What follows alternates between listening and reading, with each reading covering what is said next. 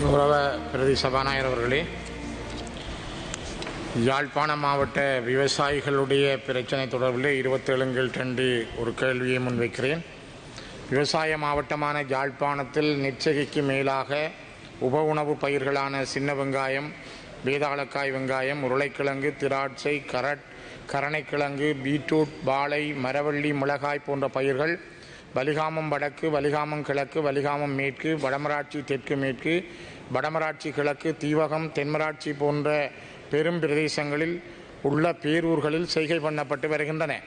சின்ன வெங்காய அறுவடை காலத்தின் போது இறக்குமதிக்கு எதிரான வரி விதிக்கப்படுவது வழமையாக இருந்து வந்த போதும் கடந்த 3 வருடங்களாக குறித்த வரி விதிப்பு நடைமுறைப்படுத்தப்படவில்லை.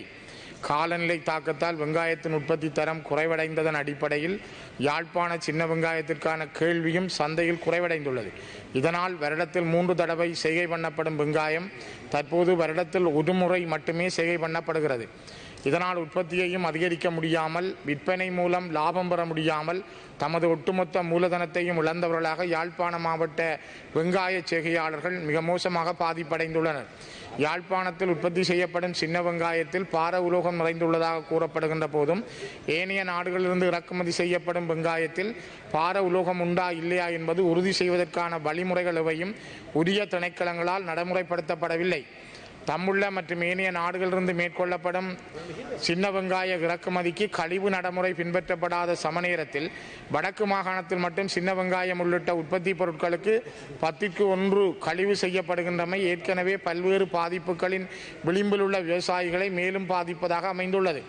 தினக்கூலி தொழிலாளர்களுக்கான நாளாந்த சம்பளம் ஆண்களுக்கு 3500, பெண்களுக்கு 2300 என்ற அடிப்படையில் அதிகரிக்கப்பட்டுள்ளதுடன் கமநல சேவைகள் திணைக்களம் ஊடாக வழங்கப்படும் விவசாய உள்ளீடுகளின் விலையும் 3 மடங்காக அதிகரித்துள்ள நிலையில் இந்த உற்பத்தி செலவினங்களை ஈடு செய்யும் வகையில் முடிவுப் பொருட்களை விற்பனை செய்ய முடியாதுள்ளமை விவசாயிகளின் பாதிப்பின் தன்மை மேலும் அதிகரித்துள்ளது. விவசாய நிலங்களில் உருவியுள்ள பாதீனியத்தின் பரவலால் ஏற்பட்டுள்ள பாதிப்பு, மண் நீர் பரிசோதனை மேற்கொள்ளப்படாமை, தென்னை, வாழை, வெங்காயம், வெற்றிலை உள்ளிட்ட பயிர்களுக்கு ஏற்படும் நோய் தாக்கம், அவற்றுக்கான நட்ட ஈடுகளோ கட்டுப்படுத்தல் பொறிமுறைகளோ கைக்கொள்ளப்படாமை உள்ளிட்ட காரணங்களால் விவசாய திணைக்களங்கள் மீது பாதிக்கப்பட்ட விவசாயிகள் அதிருப்தி அடைந்துள்ளனர். ஏற்கனவே மிளகாய், தென்னை, வாழை மற்றும் வெற்றிலை உள்ளிட்ட பயிர் செய்கைகளில் லாபம் ஈட்ட முடியாத நிலை, நோய் தாக்கம், வெங்காயத்தின் கேள்வியில் ஏற்பட்ட சடுதியான வீழ்ச்சி, இறக்குமதிக்கான வரி விதிப்பின்மை என்பவற்றோடு கடந்த 2 வருடங்களுக்கு மேலாக மானிய அடிப்படையிலான விதை உருளைக்கிழங்கை யாழ்ப்பாணத்தில் பெற்றுக்கொள்ள முடியாமை உள்ளிட்ட காரணங்களால் யாழ்ப்பாண மாவட்டத்தின் உப உணவு பயிர்ச்செய்கை வீழ்ச்சியடைந்து வருவதுடன் விவசாயிகளின் வாழ்வாதாரமும் முற்றாக பாதிப்படைந்து வருகின்றது.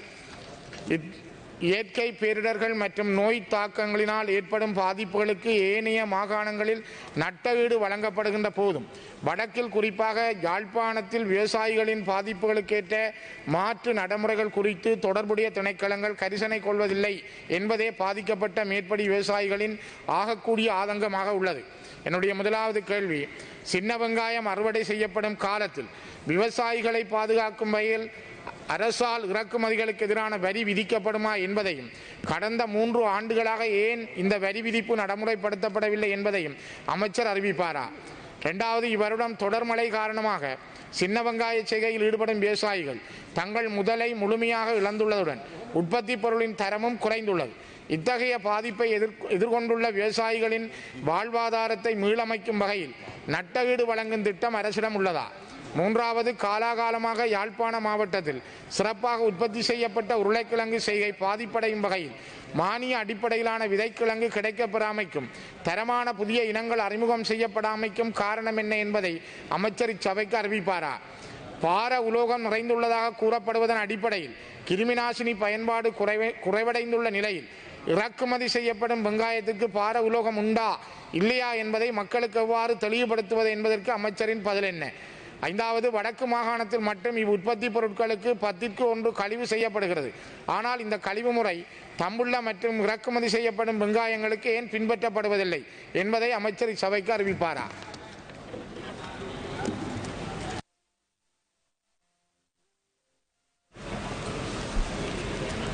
Honorable Minister. ගරු නියෝජ්‍ය කතානායකතුමනි, ගරු සියනේසම් ශ්‍රීධරන් මන්ත්‍රීතුමාත් මේ ප්‍රශ්නය අපිට ඊයේ හවස තමයි යොමු කරලා තිබුණේ. මම මේ ප්‍රශ්නයට උත්තර ලබා දීමේදී විශේෂයෙන් ඔබතුමා අහන ප්‍රශ්නය ඇතුලේ මේ රතුළුණු වගේම අර්ථාපල් පිළිබඳව තියෙන තත්ත්වය විමසනවා උතුරේ අර්ථාපල් වගා කිරීම වගේම රතුළුණු මිල පිළිබඳව.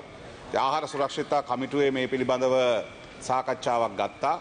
ඒ වගේම ඒ සාකච්ඡාවේදී ඔබතුමාගේ අවධානයට යොමු කරනවා රතුළුණු ලොකු ලුණු අර්ථාපල් විශේෂයෙන් දේශීය නිෂ්පාදන වල ආරක්ෂාව සඳහා පියවර ගැනීමට අපි ආහාර සුරක්ෂිතතා කමිටුව ඒ පිළිබඳව තීරණ අරන් තියෙනවා. ජනාධිපති ලේකම් කාර්යාලය මේ කමිටුව පවත්වන්නේ. ඔබතුමාගේ මේ ප්‍රශ්නයට අදාළව මට පිළිතුරු ලබා දීමට ලබන සිකුරාදා දක්වා කාලය ඉල්ලා හිටිනවා. මම සිකුරාදාට මේ ප්‍රශ්නට උත්තර දෙනවා ඔබතුමාට. Honorable Sridharan, yes. கௌரவ சபாநாயகர் அவர்களே, கௌரவ அமைச்சர் அவர்களே, நான் அண்மையிலே யாழ்ப்பாண மாவட்டத்தினுடைய அச்சுவேலி பத்தமேனி பகுதியில் உள்ள விவசாயிகளை சந்தித்த பொழுதுதான் இந்த அவர்களுடைய முழுமையான இந்த ஆதங்கத்தை அவர்கள் தெரியப்படுத்தியிருந்தார்கள். யாழ்ப்பாண மாவட்டத்தில் உங்களுக்கு தெரியும், பெரும்பாலான பல பகுதிகளிலே இந்த உப உணவு பயிற்சியை முக்கியத்துவம் பெறுகிறது. ஆகவே நீங்கள் வருகிற வெள்ளிக்கிழமை தருகிற பதில் அவர்களுக்கான இந்த உடனடி வரி விதிப்பின் மூலம் அவர்களுடைய பொருள்களுக்கு ஒரு மாற்றத்தை தர வேண்டும்.